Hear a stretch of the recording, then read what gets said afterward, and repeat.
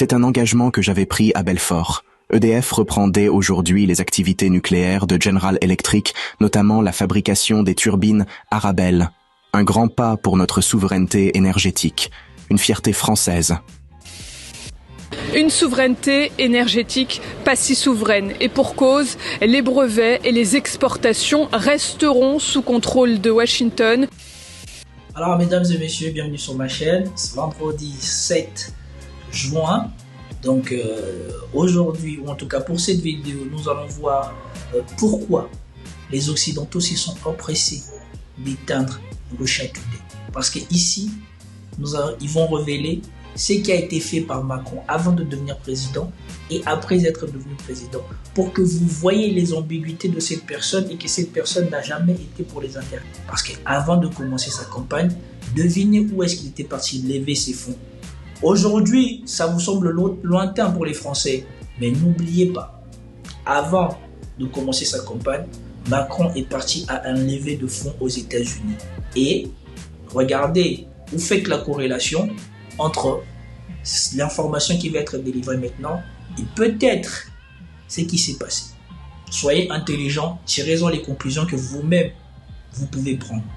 Mais regardez, c'est que on ne trouvera quasiment pas ou jamais, en tout cas pas sous cette forme-là, dans les télés françaises. Et c'est pour cela que tous ces gens-là se sont empressés de fermer les chaînes de télé russes qui diffusaient en France parce qu'ils ne voulaient que leur propagande soit diffusée en Europe. Et bien évidemment, quand à leur tour on ferme leur chaîne en Afrique, c'est un scandale, c'est pas démocratique. Donc c'est parti. Emmanuel Macron a racheté une fortune, ce qu'il a bradé il y a quelques années. En 2015, alors ministre de l'économie sous François Hollande, il vend aux Américains de General Electric les activités nucléaires d'Alstom pour 600 millions d'euros. Une opération qu'il a certainement dû regretter puisqu'il s'est attelé depuis qu'il est président de la République à tout racheter. Problème, la facture est salée. La note a doublé, vendu 600 millions d'euros, je le rappelle, il y a près de 10 ans. Les turbines à vapeur Arabelle, matériel essentiel aux centrales nucléaires, ont été rachetées aujourd'hui pour 1,2 milliard d'euros. C'est un engagement que j'avais pris à Belfort. EDF reprend dès aujourd'hui les activités nucléaires de General Electric, notamment la fabrication des turbines Arabelle. Un grand pas pour notre souveraineté énergétique. Une fierté française. Une souveraineté énergétique pas si souveraine. Et pour cause, les brevets et les exportations resteront sous contrôle de Washington. Au sein de l'opposition politique, qu'on dénonce une mise sous tutelle américaine de ce fleuron du nucléaire français. Mais qui avait donc vendu les turbines Arabelle portant alors atteinte à notre souveraineté? Il me rappelle mon hamster.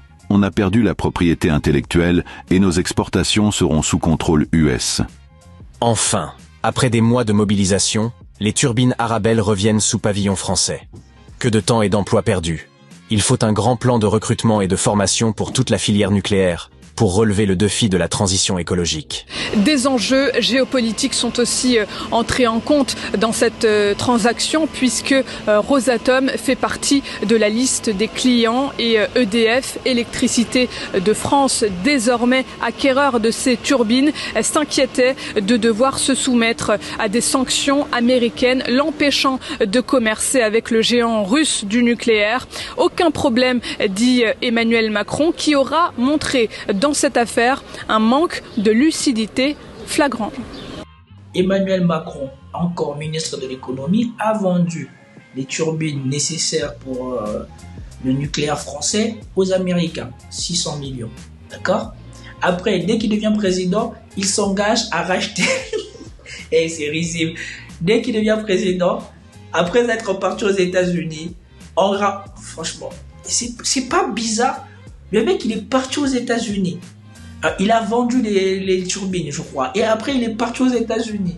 Il a fait d'abord sa première levée de fonds là-bas. Il est revenu en France. Et la première chose qui s'engage, c'est de racheter les turbines qu'il a vendues aux Américains. Et il réussit à les racheter plusieurs années plus tard, le double du prix, mais sans la propriété intellectuelle, puisque les brevets qui étaient français, maintenant, sont devenus des brevets américains. Mais est-ce que vous vous rendez compte? Ça veut dire que vous fabriquez sur autorisation des Américains. Et après, vous allez leur payer des royalties parce que vous utilisez leurs brevets. Mais vous vendez 2 fois la même chose. Donc, c'est comme si toi, tu as ta voiture, tu vends ta voiture. Non, c'est comme si toi, tu vends la voiture de ta famille à un pote à toi. Tu vas, tu trouves du travail, tu rachètes la voiture à ton pote à toi, tu l'as fait louer maintenant, et dans l'argent que tu gagnes quand tu l'as fait louer, il y a 10 ou 20% que tu verses à ton pote. Donc ton pote, non seulement il a acheté la voiture la moitié du prix qu'il te l'a revendue, mais désormais dans l'argent que tu vas gagner, tu vas lui donner 10 ou 20%. Voilà ce qui se passe. Voilà ce qu'Emmanuel Macron a fait. Voilà le Mozart de la finance française. Voilà le mec le plus intelligent, le président le plus brillant que la France n'ait jamais eu. Et c'est risible. Voilà pourquoi ces gens-là se sont attelés.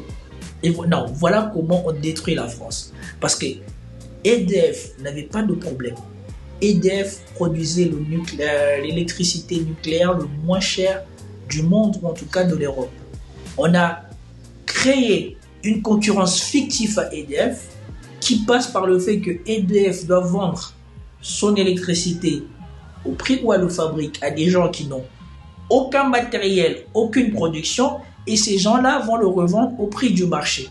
Le prix du marché qui est déterminé par le besoin d'électricité pour les renouvelables. Plus on a besoin d'électricité pour le renouvelable, plus tu peux revendre ce que tu avais acheté à EDF cher.